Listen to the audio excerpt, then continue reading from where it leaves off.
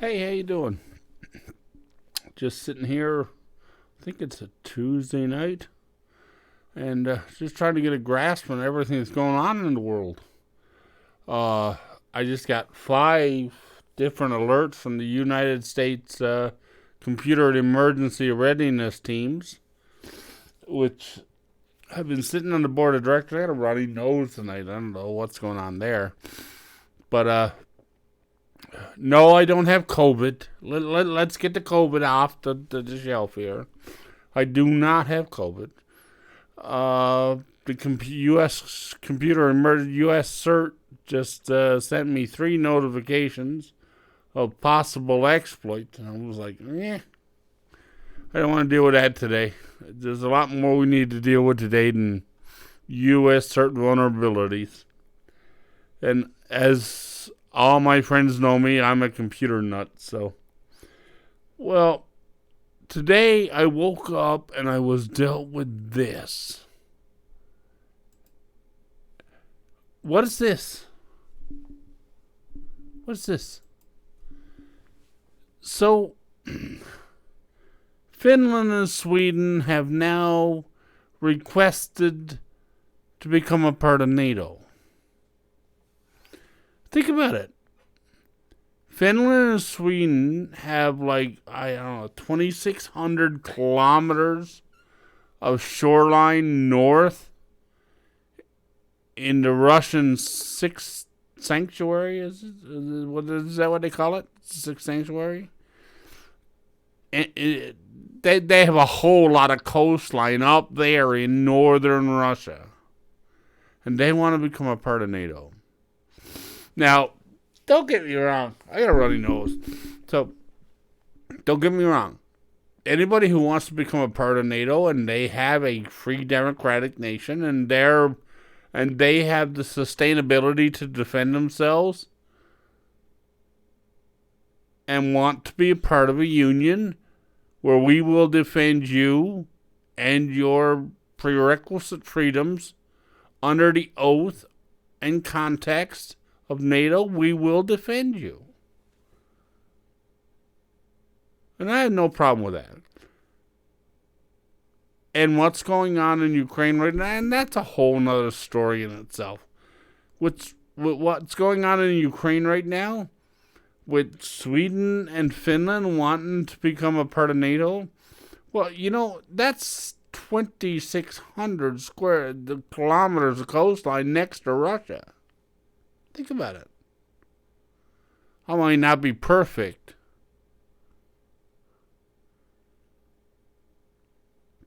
but don't you think Vladimir Putin is thinking the same thing I am? I'm just pushing NATO a little closer to me. And Article 5 is still there, right? You attack one, you attack all. I don't know. When I woke up this morning, seeing that, I had some sort of reservations. But I don't know. Sweden and Finland, like Norway. Norway is a candidate.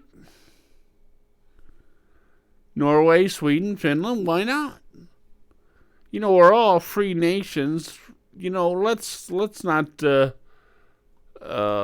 subject ourselves to being attacked by Russia. Well, Russia can't even take Ukraine, let alone,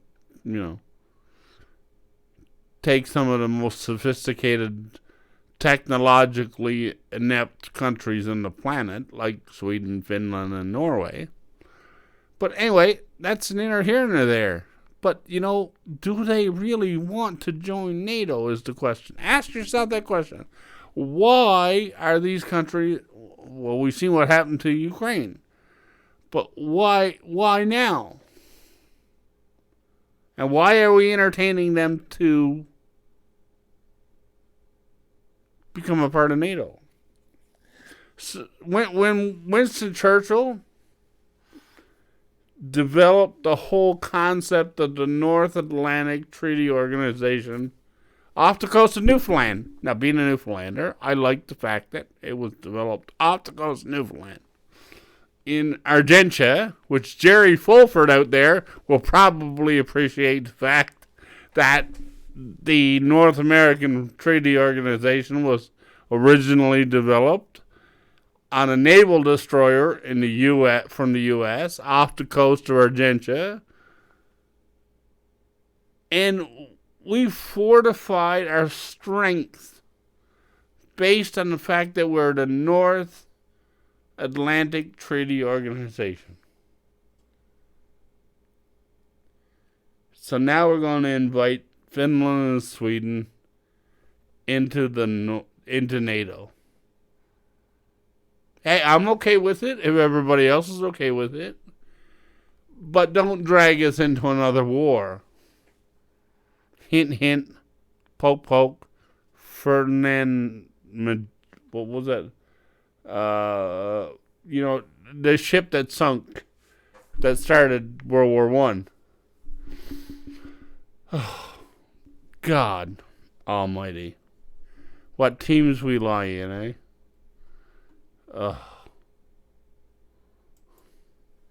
Anyway, let's move on to the and I got wind today. I was looking at my RSPs today, and a friend of mine from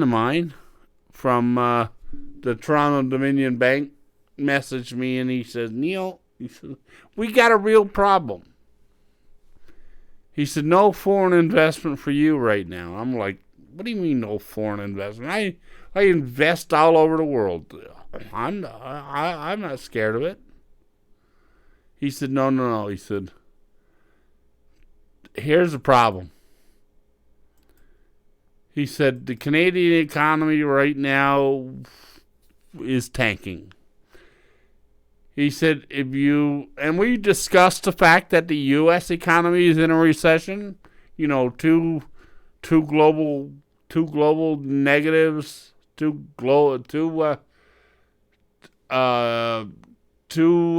quarters of negative GDP growth. We knew it. And he pointed out to me that the Canadian economy is worse than that. The Canadian economy is in a downward spiral. It's like a house of cards that's fallen out of control. Now, I don't know what's going on there, but we thought the Canadian economy was pretty sound. But he made a passionate plea to me that the Canadian economy was not only in a recession, but it's on its way to a depression. All because of our leader, Justin Trudeau. And I don't pay much attention to the Canadian economic platform. But, if one of my friends at the Toronto Dominion Bank turns around and says to me that we're in a free fall spiral to a depression, it's like a wake-up call to me, don't you think? It's a house of falling cards, just like that. Into a depression. I don't know whether we're going to fall into a depression or not, but I haven't been focused on the Canadian dollar like I should have, I guess. So, let's move on. Let's move on to bigger things. Well, let's address some things in Canada. First of all, let's address some things in Canada. There we go. Okay. Let's do this. Andrea Skinner. She is now the chief in charge of Hockey Canada. And this is going to be short, sweet, and to the point. Andrea, you're now in charge of Hockey Canada. There are a few things that us Nova Scotians and Newfoundlanders and the rest of us Canadians want you to do. One very important thing. Andrea, let me tell you one thing that you need to do. Bring back the heart and spirit of Hockey Night in Canada. Bring back the NHL back to Canada. Now, I know you're probably the Olympic girl, but you need to do one thing. Bring back the spirit of Hockey Night in Canada back to Canada. Andrea, I know you need to listen to me. You know the heart and soul of hockey in Canada, right? Andrea, are you listening? Andrea, are you listening? Don Cherry. D-O-N Cherry. Don Cherry. You need to bring him back.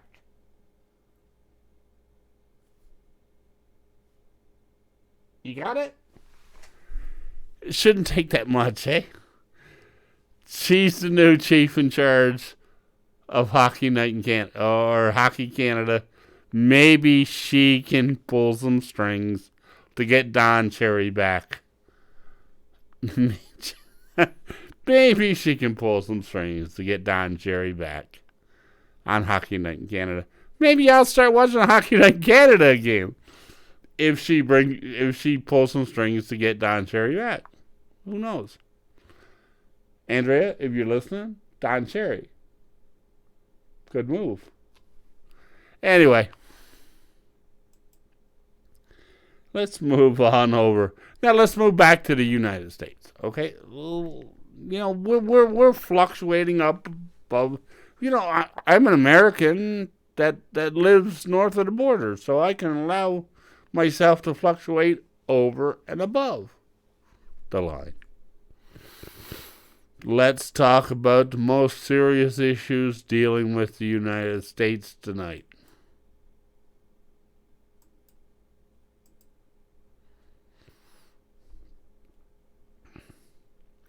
This is it, ladies and gentlemen.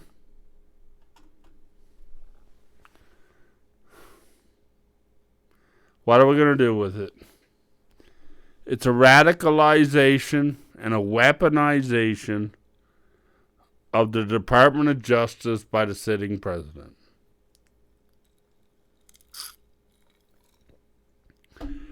When we used to have our Let's Ponder shows, we used to really, really, really dig deep. And you know, back in the Let's Ponder days, I was supporting Ted Cruz when it first started. Then Donald Trump came into the mix, and I just flipped my support. And I'm okay with that because I believe Donald Trump was the best man. Now, you go in and you raid a man's house. If you tell me President Biden didn't know about that, then I'll tell you a liar when I see him. He's a liar. There's no way in this bloody world. There's no way in this bloody world. Look at me. Look at me. There's no way in this bloody world that a president didn't know that the DOJ and the FBI are raiding a former president's house. Come on. Call me Cupid, not fucking stupid.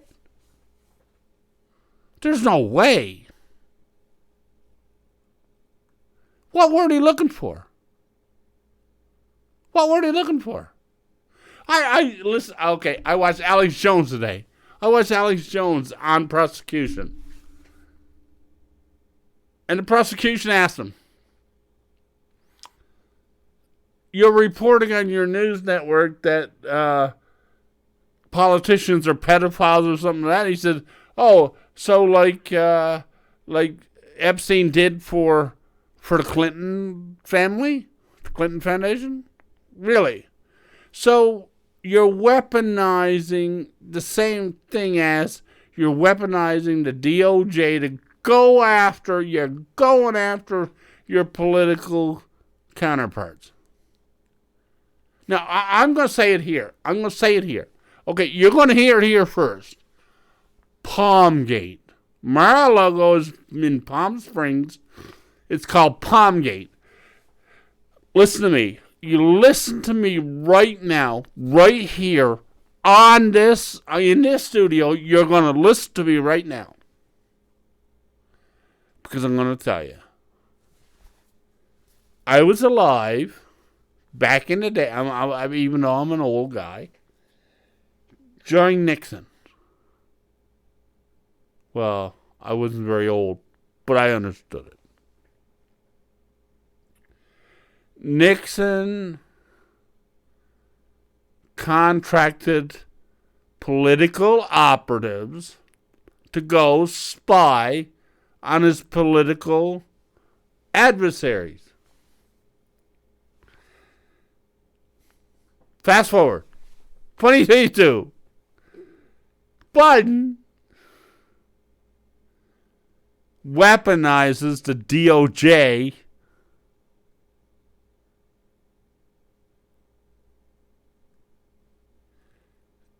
and the Department of Justice to go seize documents from his political rivals. My God.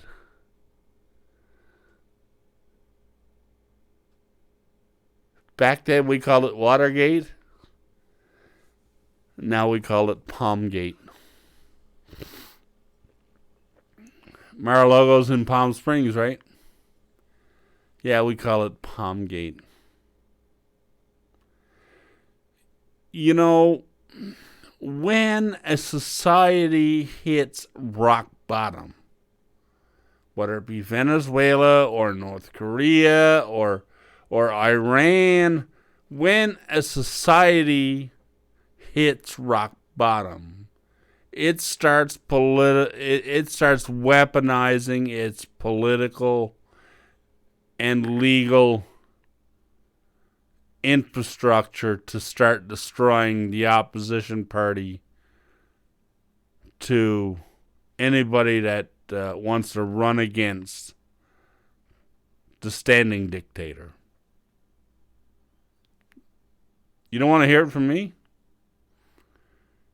The United States right now is in democratic freefall. It's in democratic freefall. It's not only in democratic freefall, it's in democratic freefall without a freaking parachute.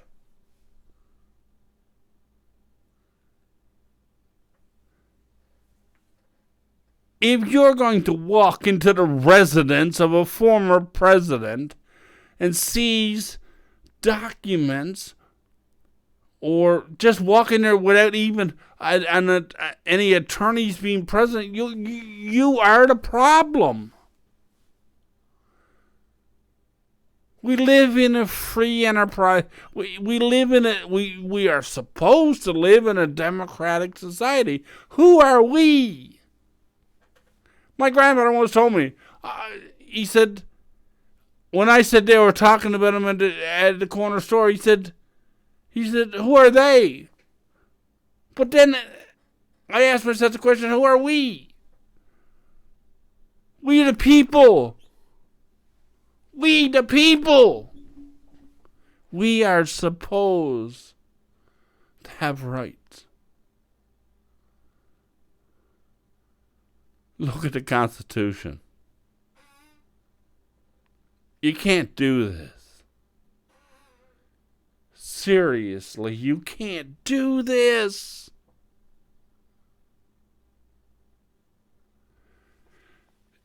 If you engage a search warrant by a magistrate who isn't even a judge to raid the residence of the sitting president, then you are discounting yourself below the level of democracy. Who are we? If we are going to allow our government, whether it be Canada, United States, whoever, If we are going to allow democratic governments to do this to us, then they are not the problem. We are. We need to stand up to this. We need to be vigilant. Because if there was one thing when I took that oath, when I signed that bottom line, I made a pledge. I made a promise. And that promise was, I will defend all. I will defend the U.S. Constitution against all enemies, foreign and domestic. And apparently right now the U.S. has a lot of domestic enemies. And before I start crying, I need to sign off. We will defend it. We will defend her. Because she will be there for us. Don't let her fall. God bless and good night.